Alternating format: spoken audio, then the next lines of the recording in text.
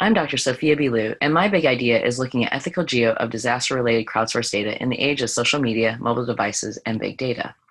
18 years ago, after the 9/11 attacks, missing person flyers were posted all across Manhattan with extremely personal information intentionally available in public places by those desperate to find their loved ones. Fast forward to today, victims needing to be rescued are turning to social media when 911 systems go down.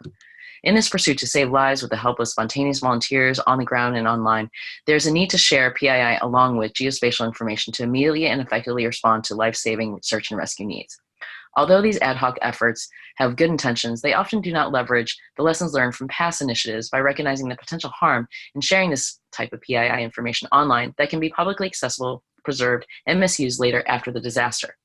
Many well-established crisis crowdsourcing platforms are beginning to recognize the importance of hiding personal information along with blurring the location associated with it.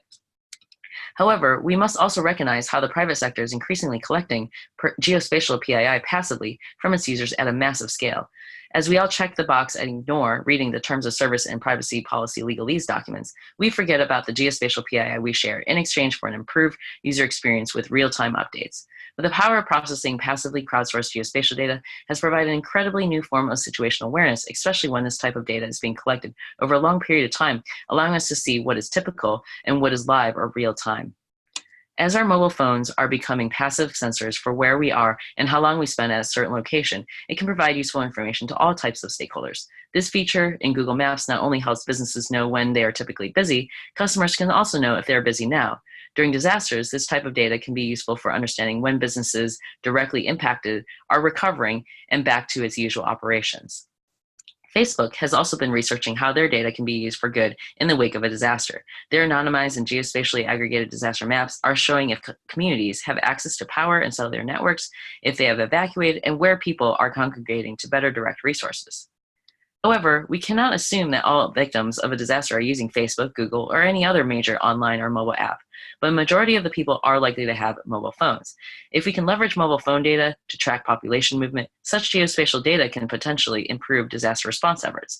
As in the case after the Haiti earthquake, such data informed potential cholera outbreaks in Haiti. We, the government, academia, industry, and citizens need to take ethical responsibility to not only protect each other's personal information, but also recognize the importance of sharing this information. Geospatial PII is our most precious commodity.